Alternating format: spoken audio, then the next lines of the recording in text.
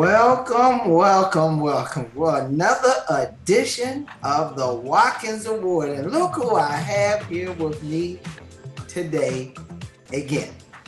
It is none other than J. Everett Pearsall here with T. Tate.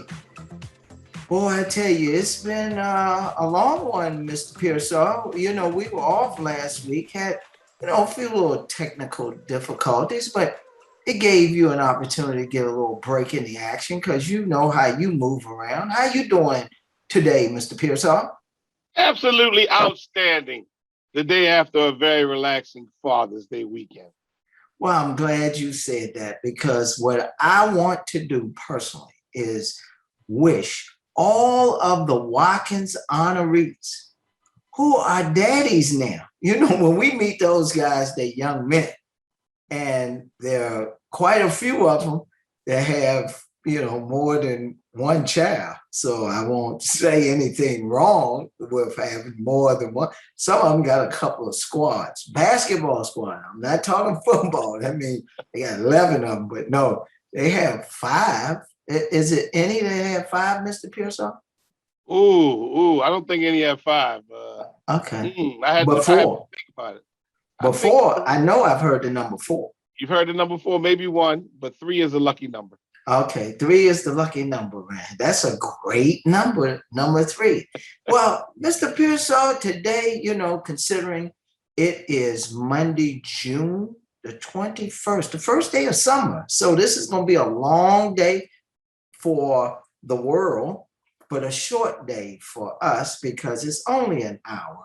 We got 60 minutes. Now we got 59 minutes. We got to hurry up and get through this thing. Well, maybe 57 minutes.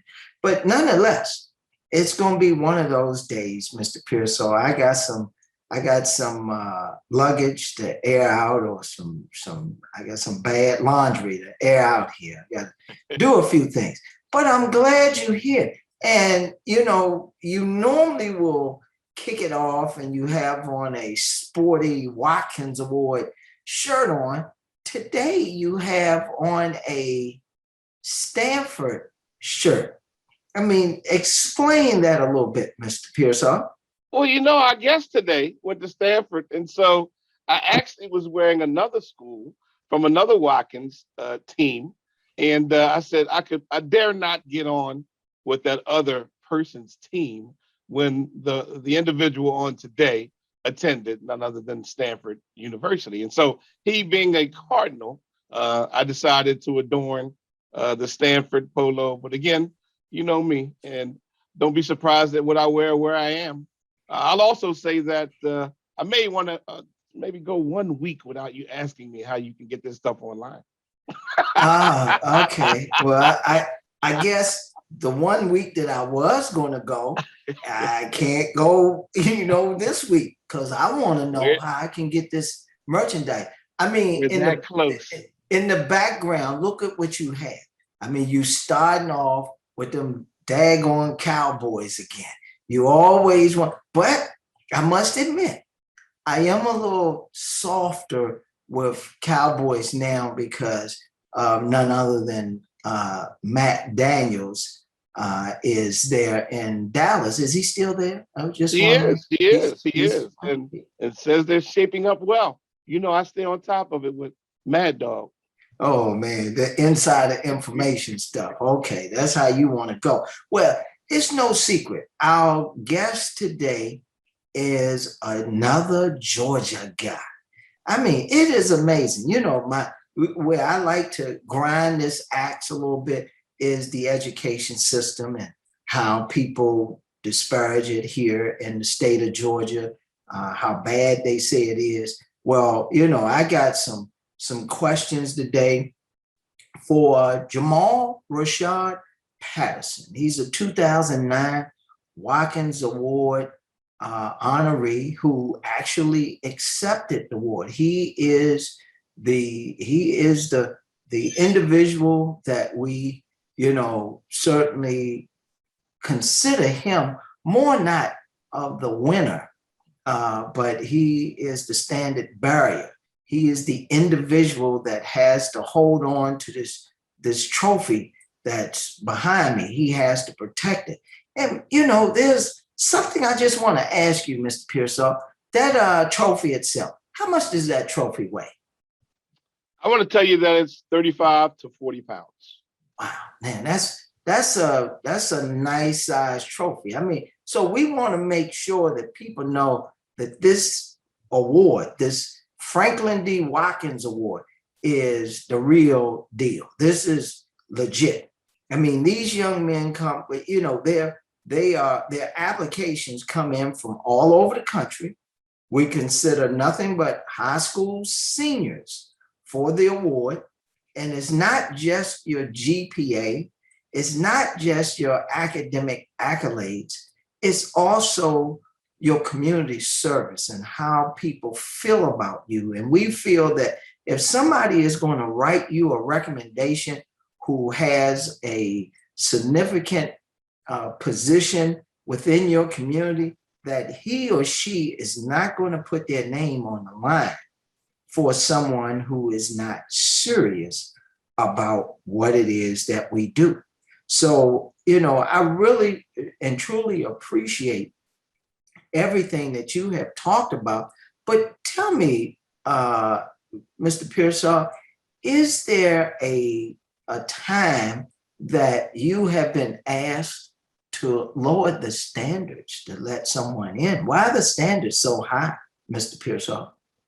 Well, again, I don't know who it is that might be in the circle of people that you interact with via email, but you always talk about these emails that you receive, these nasty grams and such.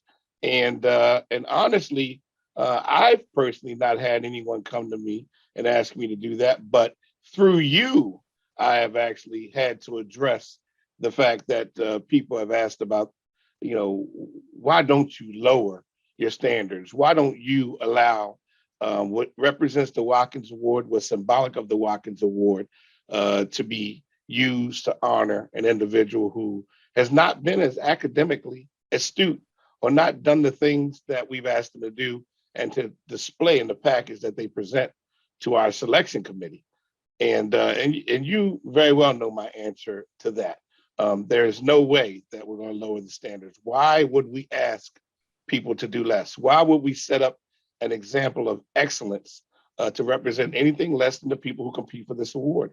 And as you see year in and year out, have 4.0, 4.5, 4.9 grade point averages, and yet they're considered to be the best at their position, the best in their state, top 150 athlete when it comes to football, 50 in basketball, 50 in baseball.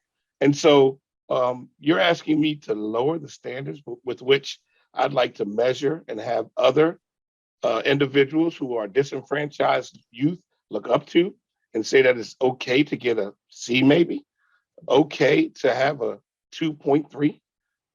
That just doesn't sit well, and it's not what we're about.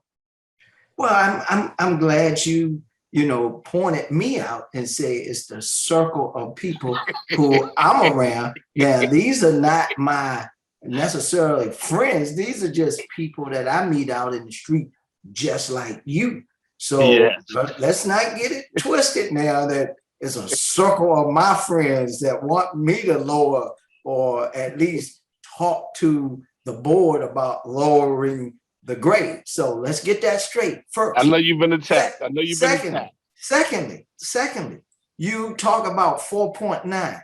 I'm sorry to point out the fact that there was a young man from Georgia by the name of Chris Burnett that had a 5.1. So you left out 0.2 on those grades. So your math is incorrect today. So I just want to get you straight.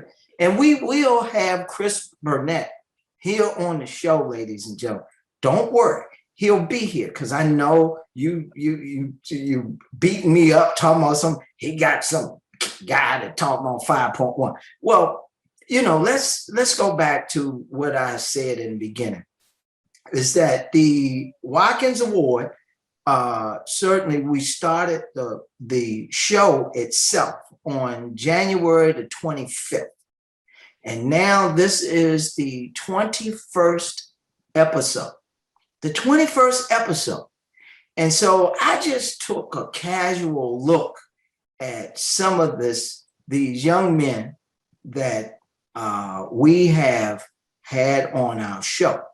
Now, and let me restate that. I have taken a casual look of all the young men that we have had on our show. And what I'd like any and everybody to do is to look back on those young men that we've had on the show. And I've looked at the GPAs and looked at their backgrounds. And is there any other show? Is there any other award? Have you ever heard of young men that we're bringing to the table who are coming from all different types of families? I know that some people would say, well, if he got his mother and his father there, that's expected of him. He grows up in a nice neighborhood, middle class neighborhood. That's expected of him. But let me restate that. If you were here, if not, you can go to any podcast platform right now. Mr. Pearsall and I are live. This is a live show, but the show is being recorded. So you can go to any podcast platform and hear any of the former shows, the old shows. You can go back to the first one, which was January the 25th. Or you can go to the last one we had, which was 2 weeks ago. And that show was with Nick Maddox. So I'm just telling you, go back to the shows and listen to those shows. But these young men that we're bringing to the table are the real deal.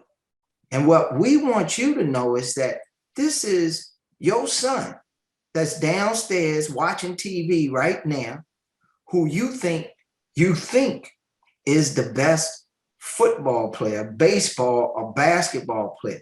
I don't know about who you hanging out with, Mr. Pearsall, but I do know that there are people who love to brag on their kids. There's nothing wrong with that. But what I'm trying to say to the listening audience who has a young man that's in their neighborhood who might be a relative or a friend, you don't have to be this kid's uncle or anything of that nature. What we want you to do is, like Mr. Franklin D. Watkins himself, all you have to do is just grab that kid and say, hey, young man, what is it that you're trying to get out of this thing called football, baseball, or basketball, sports itself? I mean, clearly, these kids come from all different types of backgrounds. And so in the South, look, I'm just going to call it like it is. They call a slowdown here. They tell, you ain't got no ball players down there. You don't have any athletes down there. You're just slow. There's nothing going on down there. Well, ladies and gentlemen, again, I'm sorry I did not start off with the disclaimer, because the views and the opinions by the Watkins Award show are those of J. Everett Pearsall and T. Tate.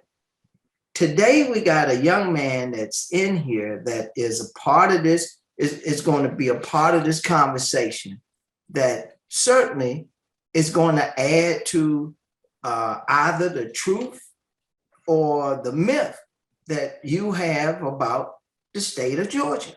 I mean, clearly, I like to always talk about the fact that there was a coach. Now, I'm going to get closer and I'm going to get more specific.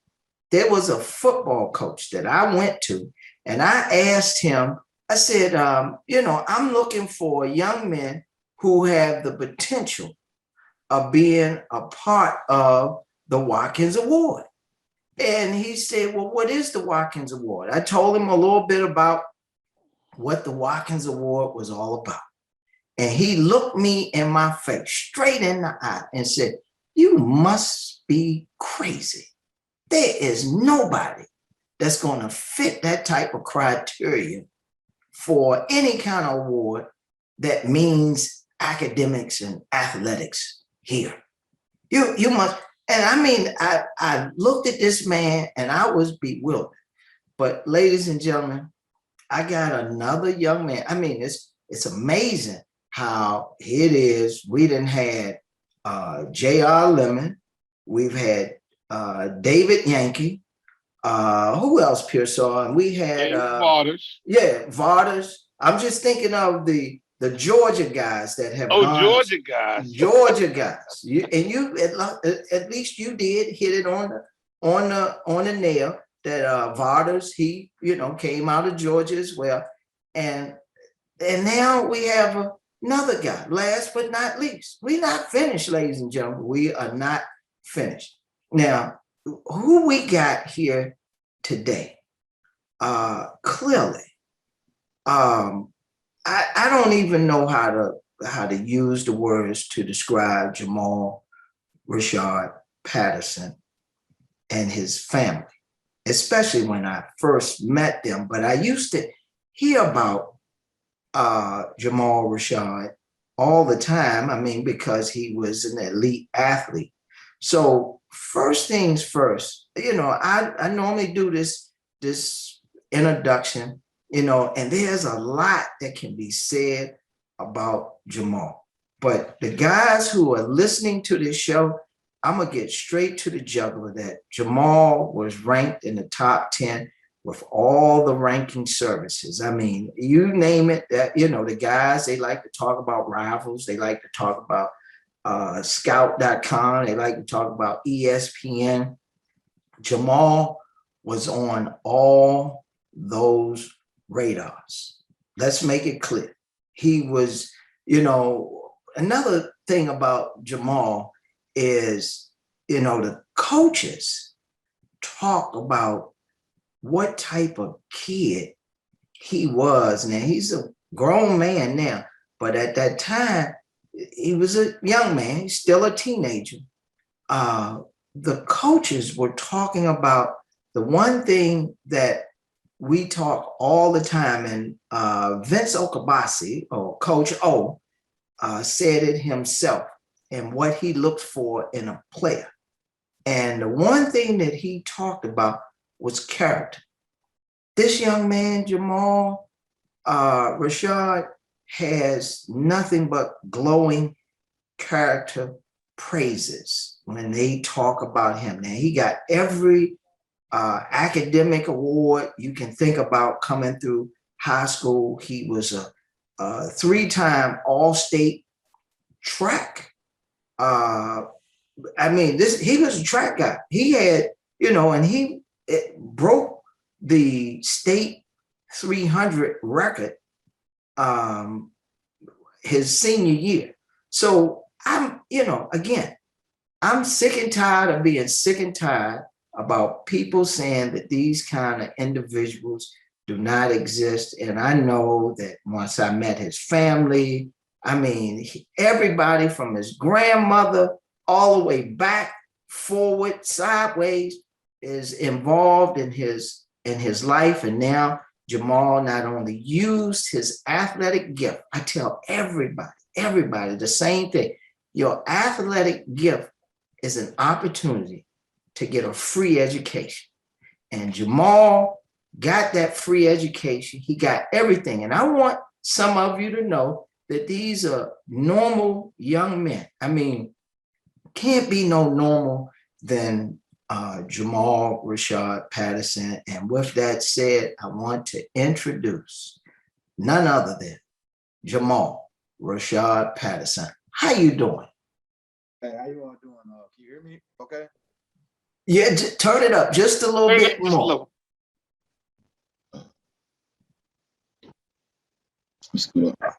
There you go. Oh yeah. Perfect, perfect. I mean, first and foremost, thank you for that luxurious, beautiful introduction.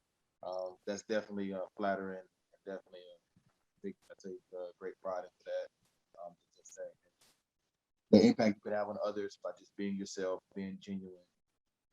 Definitely thank you all for visualizing and seeing me that way. It definitely means a lot. You fading out, Jamal, a little bit. And I don't want nobody to say that nah, he was hiding. He didn't want us to hear what he had to say. Nobody. I ain't giving nobody that excuse. I can call in if that's best. I'll call in instead of using the phone. Well, let's see. Let's play around for a second. We got time. We got time. You're a technology guy. Come on and work this thing out here. You are a technology guy. So let's see if we can work this thing out. Mr. Pearsall, you know he's a technology guy. I'm sure he's going to send out some things and make it happen. But Jamal, Jamal Rashad. That's you know. Let's start from the juggler, the beginning. When did your parents make it clear to you that they were not going to accept less than excellence in the classroom? I would say that was something just my entire life.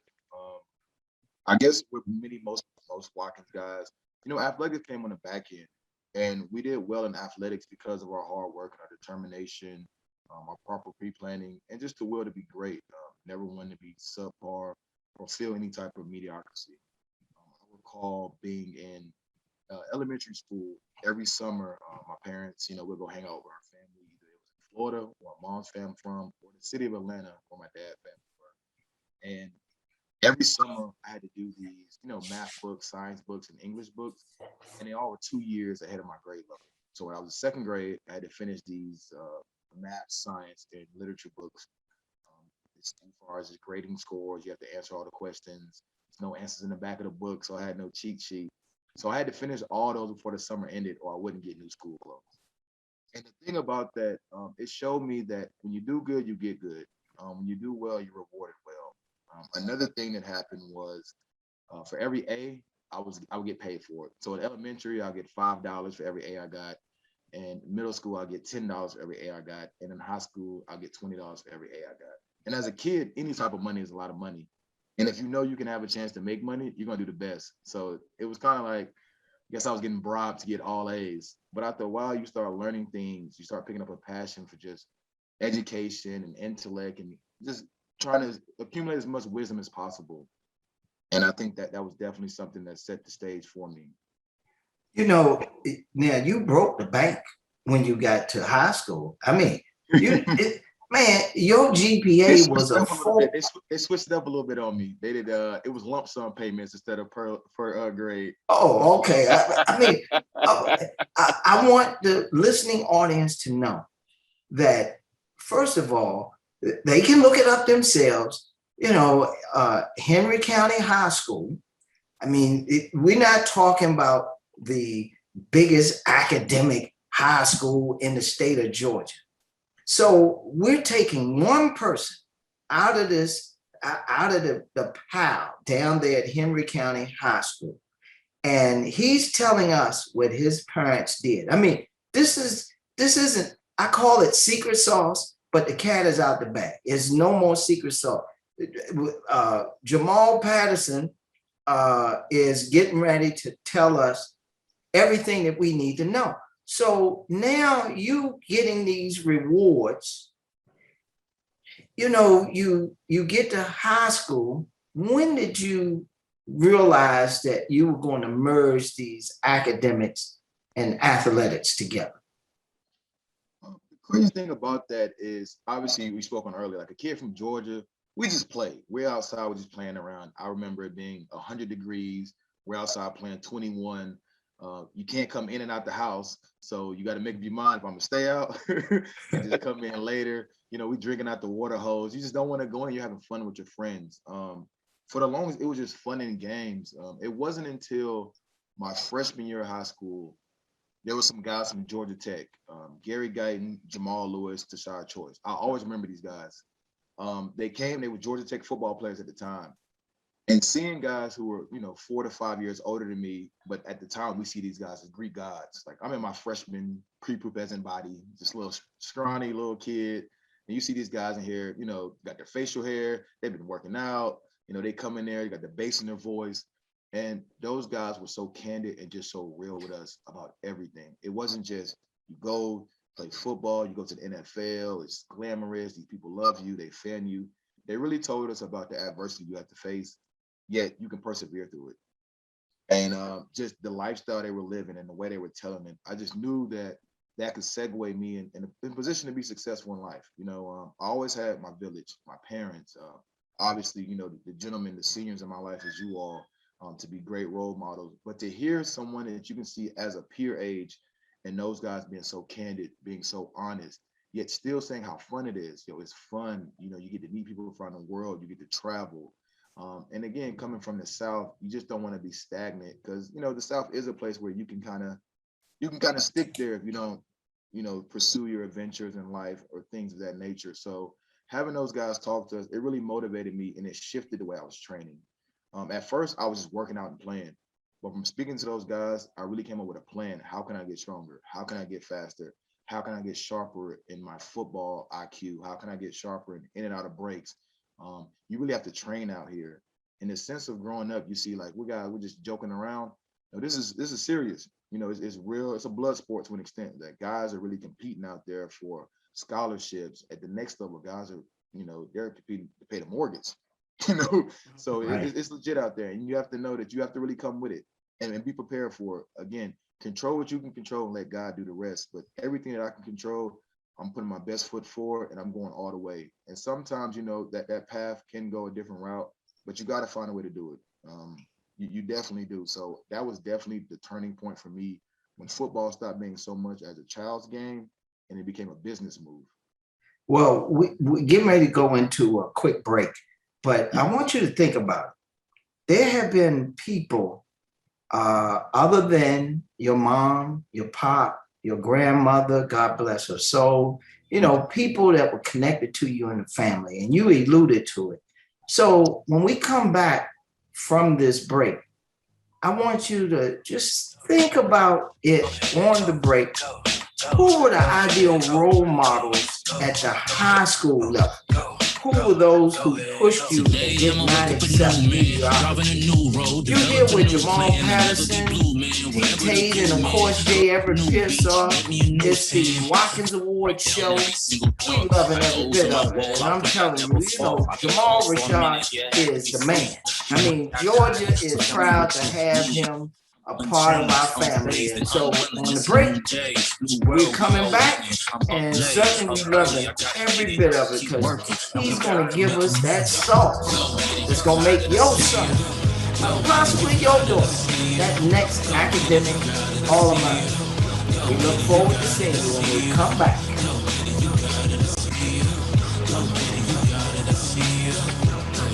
I know you could do it. All you gotta do is put your mind to it.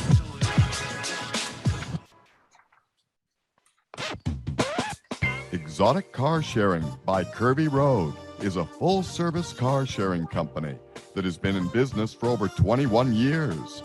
Based out of Palatine, Illinois, our company allows its members the ability to own fractional ownership of exotic cars at a fraction of the costs. Our share plans include reservations for weekend or weekly ride sharing. Our members get to choose from a Bentley one weekend to the McLaren 570S the next. No long paperwork, expensive maintenance, or expensive insurance requirements. Exotic Car Sharing has the fleet and capabilities to service all of our clients with quality luxury vehicles delivered at your doorstep. Register on our website at exoticcarsharing.com or call us at 888-264-3327.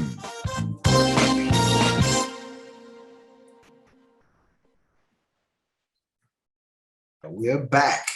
at the Watkins Award, we're here. This is J. Everett Pearsall, T. Tate, and our special guest, and that is Jamal Rashad Patterson. He went to Henry County High School down there in Henry County. And our question just before we went on that break was, who was that one influence, that person in your life that really certainly wouldn't allow you to go any other way other than the excellent way? Who was that person, whether it was a man or female? I would say it was definitely both of my parents. However, it was my father being obviously a young man, and that's who I, envisioned and would only inspire us to be like, in the sense of seeing him as, a father, seeing him as a husband, seeing him just being head of house and take care of everything, and do it with so much composure and calm. Like my dad to me is like a sniper, just real chill, laid back, and is going to hit his target, And sometimes, I can be more wild and more energetic, but he's just so cool. But I know when he gets there and you get the tone in his voice, like, hey, it's serious. No, it's time to get it. So I always saw my dad as that role model and the guy I always envisioned to be in any facet of life, academia, athletics, um, again, family-wise, and just his public perception. My dad's reputation is impeccable. I meet people from all lands of the world, and they just have nothing but great stories, of him. And I'm fortunate to still have him in my life, so I can still, be able to, sometimes where people may lose a parent, you kind of just get those visual words, those words from others. But the fact that I can put those words with the man and feel the exact same way is just like, wow. I definitely feel beyond blessed to have him, again, not just as a father, but as a role model. And to be honest, I have to give everyone credit. People say it takes a village, but it really does. And as odd as it may sound, I can recall any good deed anyone has ever done for me. Even when you asked me that question about high school, I remember those guys' names. I always will. I remember first getting the call from, Mr. Everett. And it's crazy that I had been in several award shows. I mean, in the sense of we've all had awards, you win them, you get them, you leave. You come, you smile, you take pictures, you leave. But the Watkins Award, it really means the world to my family and myself.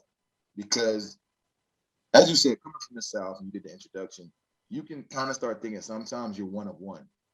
You're real down to earth, you're hospitable, but it's something where it's like, we're not fully clicking in the Watkins.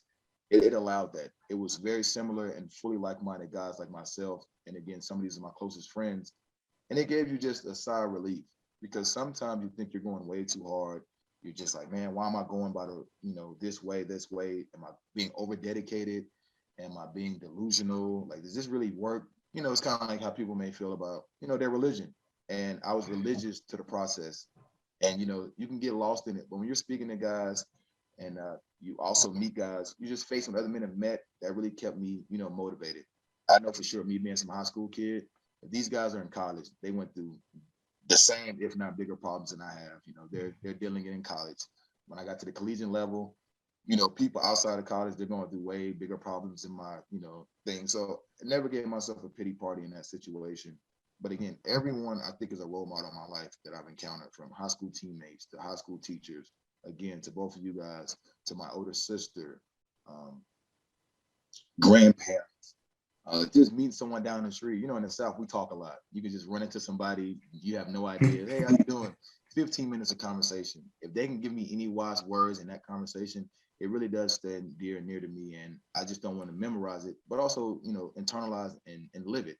I think that's a big thing. A lot of times we can get the good word, but you have to live it out. And I think that's the biggest thing. And again, the world doesn't owe me anything. I'm not entitled to nothing in this world. So if anyone can spare some time and some wisdom to me, it's greatly appreciated forever. It honestly is. Man, that's powerful. I want to also point out the fact that what you did, I asked you to come and speak to some guys when I was AD at a prep school. And, Jamal Rashad Patterson didn't even flinch. He just asked me what day, what time, and he came out. And I mean, these guys' eyes were wide open. I mean, to even hear, they were amazed, baffled, that here you got a young man from the state of Georgia who had an opportunity to play in the Under Armour game and or the U.S. Army game. So that already spoke about your athletic credentials. And of course, when I told them what your GPA was, that was a whole nother world. But, to be that athletic, when you got to the point of your senior year and making a decision, and I know that Pearsall get more in detail with it, but what I guided you to ultimately selecting Stanford University? Because you could have gone anywhere. How did Stanford get into the mix? Well, the crazy thing is, my junior year, Stanford came to actually visit me. And again, as spoken earlier, I respect every man with feet on the ground. Very humble, very respectful. And at the time, obviously, Stanford wasn't good football as far as their record and their history had gone. And the funny thing is, the LSU coordinator just left, honestly, just walked out. And right before him, the Florida coordinator just walked out. So you're saying the last two national championship coordinators just left here, talking good, feeling good. And my coach comes and like, hey, man, Stanford want to holler at you. And I'm like, all right, cool. Hey, coach, like, are they like, I'm just acting like, are they good? Like, what's up with Stanford? Like, I just didn't recall them being good in football because I was just so focused on the national champions and, the big names, the Heisman winners and things of that nature. And Stanford wasn't that. And he was like, yeah, it's in California. Like, he was like, if anything, just go out there and visit, things of that nature. So I'm like, all right, cool. So I come in there and be like, oh, great, thanks for coming. Like, I love the Stanford's here. This is huge. Like, this is very humbling. Thank you all for coming there. Just, I don't want to make him feel, that he can't compete with the others because he had saw him as well. So he kind of was feeling a little bit defeated. But I'm like, nah, man, pick your spirits up. It's all good. Like, I appreciate you taking the time to come all the way from California to visit me. And, I go home that day. I had practice that day. My parents come pick me up from practice. And they're like, oh, what's going on? I'm like, oh, it's cool. LSU came through. Florida came through. My dad's like, yeah, that's what's up, man. We're talking. And I was like, oh, yeah. And matter of fact, Stanford gave me a packet. And I was like, yeah, no figure. Stanford gives you a packet with a whole questionnaire and a brochure talking about how nice the school is and all that. So I have it. I'm like, oh, yeah, Stanford came through. They gave me this. And my mom just like lit up, like, Stanford. Like, she just like screamed. And my dad was like, Stanford, that's real good. But he still was like, yeah, but national champions just came through. And me and him were the same way. So we kind of like, yeah, Stanford, that's what's up, that's cool. And then my mom just said, hey, just give him an honest chance. Like everyone else, give him a fair chance. Speak to him, take your visit out there. Just don't short yourself out on anything from public perception or what you're assuming. And I did that, gave Stanford definitely a chance, went out there and just fell in love with it. To me, Stanford is like, there's no surprise. A lot of Watkins guys went there, but I feel like for a lot of guys who are Watkins men, it's like a utopia for us in the sense of we're just not fighting. Like Stanford really is like just a peace ground. Like obviously you're always just competing. You're competing. You feel like you're going against, I hate to say it, but jealousy. It could be crab in the barrel mentality from where you may be from or things of that nature. You just feel like there's a lot of just tension. Well, Stanford is tension free. And I say it again, like my city, I love McDonough, Georgia, nothing but love there. But you're going to feel tension at times, especially when someone can feel why him and not me. And it's unfortunate that people can feel like that. But it happened a few times. But again, the city showed crazy love. I still love it to the day. It's my home forever. And I don't live there now, but it's home for me forever. And when I went out there, I just loved it. Like, it was just a peace of mind. It's crazy how it was. It was California, which was different for me coming from Georgia, palm trees and shade and having wind and 70 degrees summer nights. That had never happened in Georgia. So no mosquitoes. So all that, it was just very peaceful out there. The guys out there, the teammates, they were just real down to earth, mellow guys.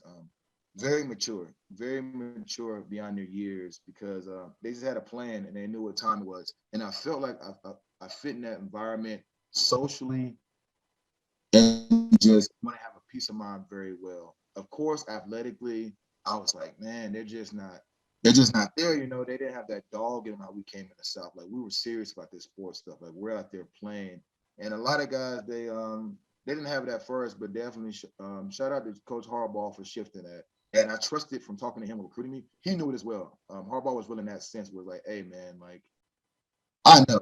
I know these guys they could be Boy Scouts. Trust me, I know you're not a Boy Scout and these guys are Boy Scouts. You know what I'm saying? And no Right. offense to Boy Scouts, but you know what it means. Like, Absolutely. you know, you guys are a little more rougher, and to say that you guys are a little rougher, but you know, he said, hey, we're going to change that. We're going to bring winning. He spoke about what he did at San Diego. And then I just saw, honestly, I'm keeping real with you. I saw the average salary that a Stanford grad made come out of college, and then I saw average salary of a lot of other schools, and I was like, "Hey, worst case scenario, you know, I got a good chance there to get something." So that was definitely another thing that played in fact. But you know, the guys are just so cool, and you know, shout out again, Mr. Everett. He knew guys who had went, you know, the Stanford route, and he was able to put me in you know, and Chris was a Stanford guy, Jr. Stanford guy. Luke Powell, who's also a fraternity chapter brother, who also was a Stanford guy. So the fact that he put me in, you know, even Julian Jenkins is another guy. Again, I'm telling you, I'm for real. When y'all introduce me to these people and these people in my life, I remember them. I try to have like a wolf elephant memory because people deserve their kudos. I definitely want to give people their flowers while they're still living at any chance possible. But he put me in the network with those guys, and they were just so real. You know, some had the NFL success, some had either entertainment, professional success, yet they all could tell me the exact same thing about their experience. Was it worth it, and what was worthwhile? And injuries. I know injuries were the thing. Luckily, knock on wood, I never faced injuries. But I knew if injuries was a career-ending injury, where would I really want to be at? Football's out of the mix. You know, football. The fun part of football is only 12 weeks, which is the football season. The rest of the part, you got to be there. Like, so I hope you somewhere you really want to be, or at least enjoy, because after that you're just grinding school. So to have some place definitely enjoyed, that helped a lot. And again, just talking to wise men. And I'm sorry to be long-winded, but there was another incident where Central Florida was my first offer, and this means the world to me when I tell you this. The coordinator, Central Florida, black guy. I guess I don't want to throw his name out there now. He's still coaching, but because this could be bad for him. But he was their head coordinator. He was my recruiting coordinator, and he asked me, you know, young brother, just be real with me. Where you leaning towards? I told him, I love you all, Central Florida. I felt like I owed them that. That was the first school to give me an offer, so I felt like they really believed in me. That was the first school to believe in me, and I felt entitled to that. That I owed them that. Central Florida. LSU, Florida, Clemson, and I said Stanford. He asked me, have you been accepted yet? I said, yes, sir. I just got accepted last week. Go to Stanford. He said, as bad as I want you to come here, if I ever have a chance to tell a young brother that have an opportunity to go to Stanford, I'm telling him, take away my job, take away my profession, whatever I got to do with this recruiting. He was like, hell yeah, I want you. But at the end of the day, if you have a chance to go there, go. And he previously had coached there for a while in his earliest career. And that meant the world to me, because how humble can you be to tell someone that? As bad as you want someone, you have to tell them, hey, you got to go. You have to. Like, for our culture, for black men, you need to go there. And something like that always, and when you said, hey, just send me the time when you wanted me to talk to those guys, because we need that. You know, the world needs that. We need to keep each other sharp. You know, to me, I think black men are the greatest group of thinkers. You know, as wise as that may seem, but I think when we really put our heads together and we work together, what haven't we accomplished? Well, I'm gonna leave it there. I'm gonna let Pearsall take over, but I am going to say two quick things. One, you know, we have free thinkers at, you know, with the Watkins Award honorees. I mean, these guys are free thinkers. Now, I remember when you talked about it earlier, you was this scrawny little skinny kid coming out of, you know, Henry County High School, and you had plaits in your hair. You went to Stanford. You know, I remember this, and you kept your identity. You didn't lose your. So I want the other young men to know that they can go to a college and not lose their identity. And last but not least, as I hand you over to Mr. Pearsall, I remember you and I talking one day on the phone. And it was a lot of noise in the background, and I'm like, "Where are you?" And you told me you was doing a Black Lives Matters march. And I was so proud of you because I know that you're not violent. You're not trying to initiate any violence, but you just want things to be right. You just want to be a person that lives by certain morals. So I want to tell you personally, from my heart, from my family, from everyone, thank you for being who you have been, Jamal Rashad Patterson. And for those who don't know, I will let a lot of the guys that I know that listen to the show that you are a member of Omega Psi. So let them know, who you are, that you went out there, that there are some African-American fraternities out there at Stanford that continues to let you foster who you are as a man. So with that said, Mr. Pearsall, he's all yours. Thank you for giving me 3 minutes, Tyrone. You're welcome. Hey, I got all day for you. I have no rest. Y'all got all my time. You know how we roll, baby. You know how we roll. You got all my time. Jerome Rashad Patterson, aka Mr. Patterson, aka JP, aka JPat, aka Mr. Cheetah, aka Mr. State Champion, aka once the fastest man in Georgia, aka Sticky Fingers, aka Mr. Corporate, aka Mr. UPS. Welcome to the show, my man. Appreciate it. I love it. I follow everyone on here, all the Watkins guys. It really is a brotherhood, and it's such a great thing to see these guys. Even if you can't see them in person as much, this year we didn't actually have the ceremony this year, but to be able to see these guys and hear them, it's amazing. It's amazing. Shout out to you all for doing it. Shout out to you all for doing it. When I had the first opportunity to meet you, I came to see you play. I had a chance to meet your father, who you're spot on when you talk about someone he's one of those guys that he doesn't have to talk about it all the time, but he leads by example. But when he speaks, you listen. And your mom, without going into it because I don't have a lot of time, is one of the strongest women I've ever met in my entire life and has made a strong impact on me in terms of how I continue to drive forward. Watching you play in that football game and just wreck the field, and then finding out you're also a junior state champion in track. And people talk about the fact that we're only doing baseball, basketball, and football. These guys are multifaceted, playing numerous sports, all of them. And then you look through your day to day. One of the questions I have to ask you, and all those good, strong, positive things that are going on, and we know how mom and dad did when you got home. Let's talk about some of the obstacles that you had to face, because we know, again, being in Georgia, and then all the people around you when you leave that household, there were some things that you probably had to overcome in high school in order to get to where you are. Talk about that. I'm actually glad that we're hitting on this because I think it's key, especially for the listeners, especially for the young brothers who's going to this, so they don't get derailed by adversity. There's going to be some adversity, and I tell guys, persevere and see it through. For myself on a high level is that I'm not foreign to being the only black guy in a room full of other people. You know what I'm saying? Yep. So in that sense, I don't just represent myself and my family. I represent the perception of our race. And if there's someone in there who can be prejudiced and may have these things, we just killed that whole stereotype. If you think, we're all hooligans and all thugs and can't speak proper English and those things of nature, that whole narrative and prejudice you may have is over now. If you're in a room with me, you're going to be sharp.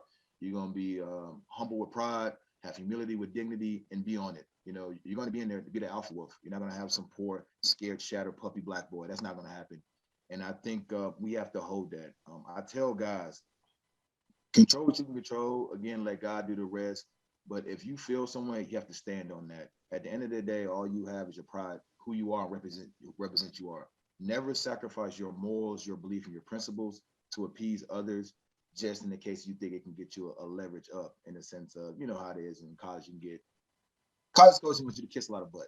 To an extent, a lot of places want you to kiss a lot of butt.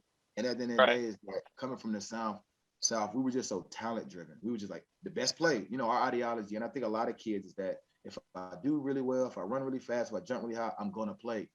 But then you also realize there also is a level of discretions and level and some programs in some situations that you may be better than the guy ahead of you, yet that guy could be upperclassman and he's not messing up. He's not doing enough. You say if you are a 1,500-yard receiver, yet he's a 1,300-yard receiver and he's doing what he's supposed to do, the odds of you, replacing that guy are very slim. And you can get discouraged. You can get upset. You can kind of get, rightfully so, you feel like you told me all these things when recruiting me. You told me to be like this, yet it doesn't. It changes a lot. They even know your pet goldfish name when you was in elementary when you get recruited. And you get out there and they put that sticker on your last name on your helmet with a jersey with no name on the back. And you realize, like, hey, I'm back at it. But I think a lot of times, and I want to tell the young dudes, remain humble in the sense of being able to humble yourself again, because I do know at 14 years old, we were those small pups. And then, as you stated earlier, Mr. Tate, is that you get to the senior year, you just feel like that dog. Like, who could tell me anything? Like, you just get this sense of invincibility. Like, I'll walk outside right now and stand in front of the road and these cars gonna go around me. They know, and if they hit me, they're gonna damage their car, not me. Which is, it's crazy when I think about my 18-year-old just, I can do anything. I can go lift this, I can go do that. It's funny. I love it because it was like, man, I love the enthusiasm that I had. But you have to re-humble yourself again. And I spoke on earlier, the fraternity, as well as you all fraternities, is that it was a humbling experience. I think the way the fraternity brought me in helped me with my college career in the sense of not transferring, not just saying F this sports, I'm quitting, things of that nature, because it really showed me how to persevere through adversity. And you can really see it through. And I think that's what helped me tremendously, I definitely will say. And I tell guys, just whoever your role models are, trust me, I'm pretty sure your role models are guys of high standards and status. Trust me, they've been through something. The beautiful thing is the fact that I'm wearing Stanford, which is the first time I hadn't worn an Alliance piece of apparel. But I wanted to represent the fact that here we're talking about the #1 receiver in the country, the state champion track. He goes to Stanford. He's an engineer for a major. He graduates from Stanford and now is crushing it in corporate America. Quickly, tell us about some of the things you're doing right now, not only being a leader within our organization, but real quickly, tell us about some of the things you are doing now, as well as how people can reach you. In assistant service thing, it was on Atlanta. So Atlanta, if you want to help deliver some meals to obviously our senior citizens, please do reach me on LinkedIn, Maurice Patterson. That's the same on Facebook. Email jrpatterson@alumni.stanford.edu. The Watkins board members, that's the thing still going on. You just here, you want to feel like you want to talk. All these young dudes, you don't have to be Watkins guys, older guys. Send them my way. I really want to, especially these young college boys, come to Atlanta. Let's eat good. Let's hang out. And I got a couple friends here who also still play and things of that nature. But they just want to show you a good time because we understand how it is to be that dude away from home. I think years in that same household. Definitely get up with us. North Watkins is great. I'm e-commerce now, so I guess I'm good for corporate switching towards e-commerce with the pandemic. Just had another opportunity that I'll start next month, which I'm super excited about. And just living life and enjoying it. Doing my duties as community service. Obviously taking advantage of this. Anytime something happens, being a bridge builder and continue to cross that bridge as it's built for me. But I swear I'm really humble. I'm down to earth. I got time for anyone. Everett, the young brother who just talked Omega at UVA. Hey, come on, what's up? Anybody, the dude at Auburn, I had to hit Everett up, say, hey, my wife's Auburn alumni, she graduated there, ran track and field. And, it's only an hour and a half away. If he wants to just get away, Texas is great. He wants to get away. Right. Come on, I'll get some good wings out here. All right. Hey, thank you for being with us today. Jamal Rashad Patterson, another guy from Georgia that goes to Stanford. We appreciate you. This is T. Tate and J. Everett Pearsall here with you again. Thank you again, and good luck and goodbye to everybody.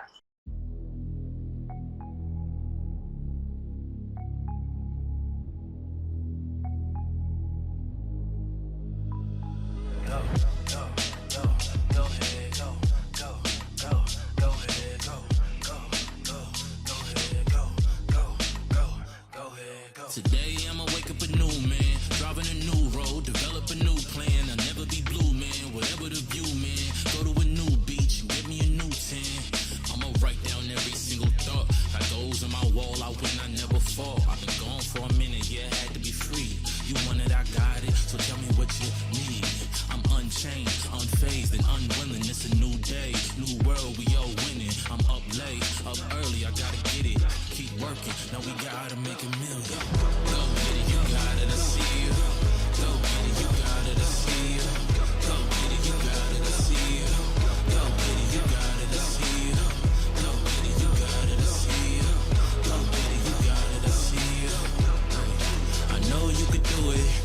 you gotta do is put your mind to it. Wake up, I'm on to the next. New day, I gotta do my best. Every day I put the work in. The grind never stop, you ain't never see me rest. See me on top, I never fall. I speak my truth and turn it to law.